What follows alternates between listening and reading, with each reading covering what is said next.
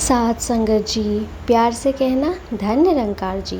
जैसे कि हमने महात्मा गोपाल सिंह जी प्रेम जी की जीवनी का कुछ हिस्सा पार्ट 1 में कवर किया था। अगर आपने पार्ट 1 नहीं सुना है तो आप हमारे चैनल पर जाकर सुन सकते हैं। आइए शुरू करते हैं पार्ट 2। सेवा ही भक्ति की सीढ़ी।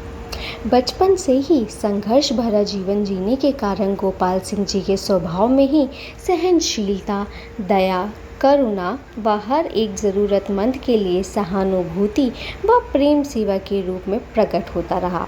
मिशन के आरंभ में आप छोटी आयु में ही पेशावर आ गए थे और मात्र 8 वर्ष की आयु में ब्रह्म ज्ञान का अमूल्य दात भी प्राप्त कर ली थी।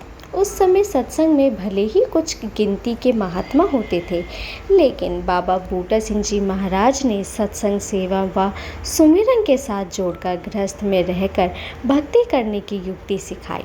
जब बाबा बूटा सिंह जी पेशावर में रावलपिंडी आ गए तो पेशावर में सत्संग महापुरुषों के घेरों में ही होता था, तो बहुत बार आप अपने घर में सत्संग की व्यवस्था करते और संत जनों की सेवा का सुअवसर प्राप्त करते।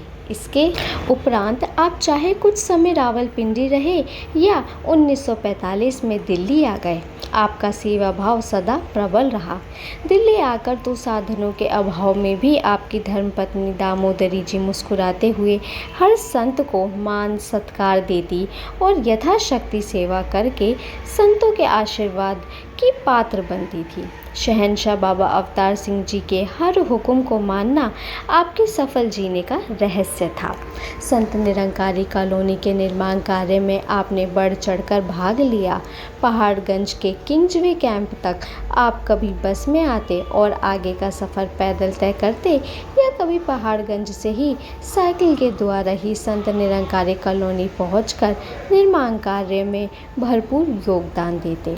मिस्त्री व मजदूर महापुरुष बड़ी लगन से निर्माण कार्य में व्यस्त रहते। गर्मी के दिन हो या बरसात की फुहार, आपने सतगुरु के दर्शन करके ये सभी नहीं थकते थे और ना ही कभी अकते थे।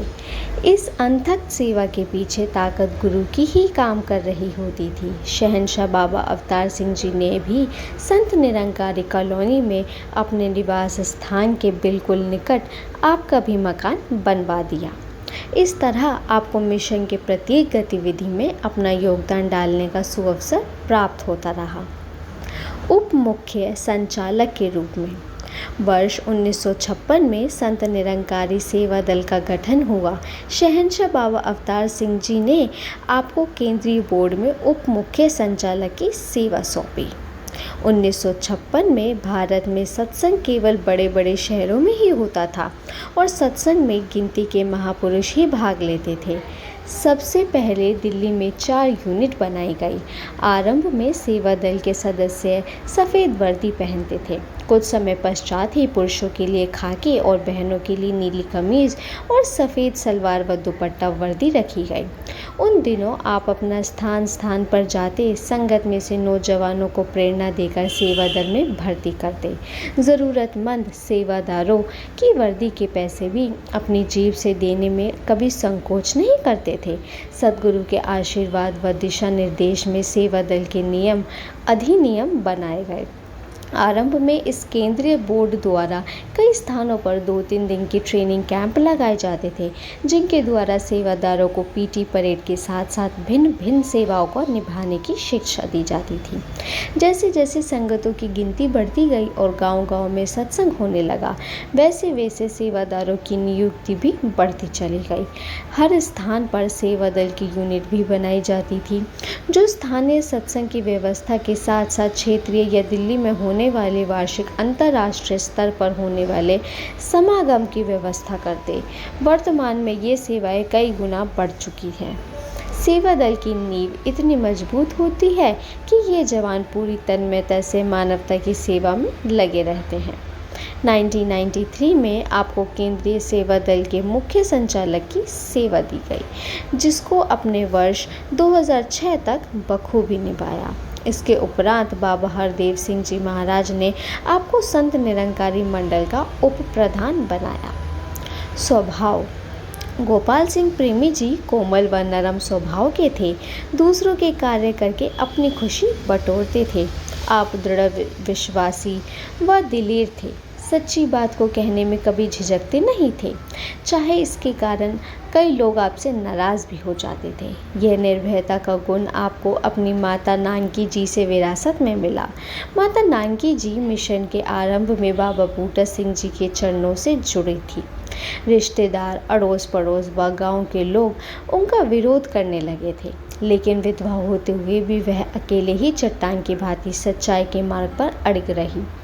बच्चों ने भी अपनी माँ के विश्वास जोश को देखा और सहज रूप में ही ये गुण उनमें भी आ गए।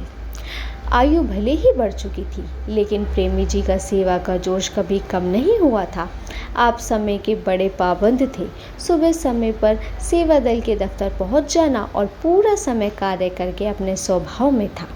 1978 में जब मिशन पर परीक्षा का समय आया, इस सच व झूठ की लड़ाई में केंद्रीय सेवा दल विभाग के दो महान जिम्मेदार महात्मा श्री जोगिंदर सिंह जी खुराना व चाचा प्रताप सिंह जी को सेवा दल के दफ्तर में से दूर रहना पड़ा। वे दिन चुनौतियों भरे थे। चारों ओर संतों पर कई प्रकार के अत्याचार हो रहे थे। वे अन्य आर्थिक हानि भी पहुंचाई जा रही थी। उस समय सेवा दल के कार्य कई गुना बढ़ चुके थे। ऐसे समय में भी आपका विश्वास अडिग रहा और आप सेवा दल के सदस्यों के प्रेरणा स्रोत बन रहे। 1978 का अंतर्राष्ट्रीय 3 दिवसीय वार्षिक संत समागम का आयोजन सेवा दल के लिए एक बहुत बड़ी चुनौती थी, लेकिन सद्गुरु बाबा गुरुबचन सिंह जी महाराज के अपार रहमत और कृपा से आपने सेवा दल के अन्य सदस्यों के साथ इस समागम की बड़ी सफलतापूर्वक निभाया।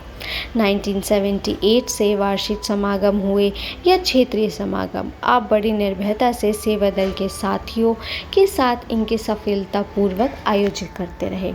परिस्थितियां बदलती रही, पर आप अपनी भक्ति और सेवा भाव पर सदा स्थिर रहे। भक्ति, आपकी गुरु भक्ति भी प्रामाण्य रही। आपने गुरु के हर वचन को माना।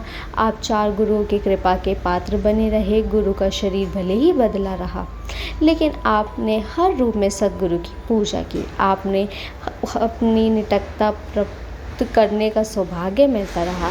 जीवन के आरंभ में ही हुक्म को पाकर आपने पेशावर में रहने लगे और फिर गुरु के संकेत पाकर रावलपिंडी में स्पेट्स पार्ट का कारोबार सीखने लगे और फिर शहंशाह जी का आदेश पाकर 1945 में दिल्ली आकर बस गए। आदेश अनुसार कश्मीरी गेट से स्पेयर पार्ट्स की दुकान खोली। जब मिशन की सेवा में पूरा समय देने का आदेश आया तो वह दुकान बंद भी कर दी। जहां गुरु ने बिठाया बैठ गए, जहां भेजा चल पड़े। यही आपकी भक्ति थी। आपने अपने सद्गुरु को कभी किसी रिश्ते में नहीं बांधा, गुरु की केवल पूजा ही की। शहंशाह जी आपको ताया जी के बेटे बाबा गुरुबचन सिंह जी भतीजे व हरदेव सिंह जी दुनियावी रिश्ते से पोते थे, लेकिन आयु में बड़े होते हुए भी आपने कभी बाबा गुरुबचन सिंह जी एवं बाबा हरदेव सिंह जी की पूजा अर्चना करने में कभी कमज़ोरी नहीं दिखाई। निरंकारी मिशन में परिवार के सदस्यों में निरंकार का अंश देखते हुए उनका सत्कार व सेवा करनी सिखाई जाती है। परिवार हो या समाज, सेवा भक्ति को मजबूती देती है। इस सिद्धांत को प्रेम जी ने क्रियात्मक रूप दिया। यह आपका बड़प्पन ही था कि आपने जैसा मान सत्कार व सेवा अपनी माता नानकी जी को दिया, उसी प्रकार आपने अपनी सासू माँ को भी कई वर्षों तक अपने पास रखकर उनकी सेवा की। इस प्रकार बुजुर्गों के आशीर्वाद सदैव आपको मिलते रहे। दूर देशों में यात्रा, जहां आपने भारत के कोने कोने में प्रचार यात्रा करते रहे तथा सेवा दल कैंप लगाते रहे, वहीं दूर देशों में भी आपने प्रचार करने का सौभाग्य मिला। सबसे पहले वर्ष 1976 में सद्गुरु बाबा गुरुबचन सिंह जी आपको अपने साथ इंग्लैंड की कल्याण यात्रा में ले गए। आपने इस कल्याण यात्रा में सेवा दल को ट्रेनिंग, उन देशों के नियमानुसार सेवा के कार्य करने की प्रेरणा दी। 1978 में मिशन की परिस्थितियाँ ऐसी नहीं थी कि दूर देशों में यात्राएं की जाए, क्योंकि उस समय आतंकवाद व अज्ञानता के कारण मिशन परीक्षा के समय से गुजर रहा था। इस प्रकार कुछ समय के लिए दूर देशों की कल्याण यात्रा स्थगित करनी पड़ी। 1986 में आप अपनी पत्नी दामोदरी जी के साथ इंग्लैंड, कनाडा, अमेरिका व दुबई गए। यहाँ भी सेवा दल व प्रचार का कार्य करते रहे। वर्ष 1992 में फिर यही दंपति इंग्लैंड, कनाडा, अमेरिका, डेनमार्क व जर्मनी के प्रचार यात्रा में शामिल हुई। आप यहाँ भी गए जहाँ सेवादार सद्गुरु की हर आज्ञा का पालन करने का संदेश देते रहे। संत निरंकारी कॉलोनी की वेलफेयर सोसाइटी के पहले सदस्य और फिर 1990 में इसके प्रधान नियुक्त किए गए। आपने संत निरंकारी कॉलोनी के पार्क सौंदर्य व स्वच्छ वातावरण को बनाए रखने का भरसक प्रयास किया। इस कारण संत निरंकारी कॉलोनी अपराध मुक्त क्षेत्रों में भी एक गिनी जाने लगी। आप लगभग 20 वर्ष तक Sant Nirankari senior secondary school, Sant Nirankari colony, Delhi के प्रबंधक कमेटी के सक्रिय सदस्य भी रहे। जीवन यात्रा संपन्न। बढ़ती आयु के कारण आपका शरीर कुछ अस्वस्थ रहने लगा था। शरीर भले ही कमज़ोर हो चुका था, लेकिन आपकी आवाज़ व विश्वास सदा बुलंद रहे। आखिर 88 वर्ष की आयु में 4 अगस्त 2009 में शाम 7:30 बजे आपने इस नश्वर शरीर को त्याग दिया। अगले दिन 5 अगस्त को सेवा दल की वर्दी में सजे पार्थिव शरीर को सेवा दल व साध संगत की ओर से पूरे सम्मान के साथ विदाई दी गई। बाबा हरदेव सिंह जी पार्थिव शरीर को कंधा देकर फूलों से सजी जीप पर रखा।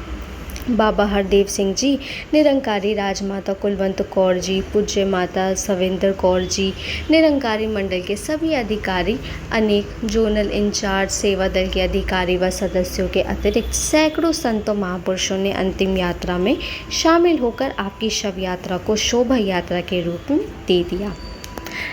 8 अगस्त 2009 में आपको श्रद्धांजलि समारोह में दूर देशों के बहुत से महापुरुषों ने भी भाग लिया। इस समारोह में अनेक वक्ताओं ने अपने श्रद्धा सुमन अर्पित किए, जिससे संत निरंकारी मंडल एवं संत निरंकारी केंद्रीय सेवा दल विभाग के अधिकारियों, दूर देशों से आए महापुरुष, कवियों, गीतकारों एवं विचारकों ने अपने अनेक सुमरणीय क्षण व अनुभवों की सीमित शब्दों में बांधने का प्रयास किया। जीवन के इतने लंबे सफ़र में आपने अनेकों संतों, महापुरुषों व समाज के महानुभावों के हृदय में अपना स्थान बनाया हुआ था। सीमित समय में कुछ महात्मा अपने हृदय के उद्गार प्रकट कर पाए, परंतु बहुत से महापुरुषों के मन के भाव इन्हीं वक्ताओं के शब्द में समाये हुए थे।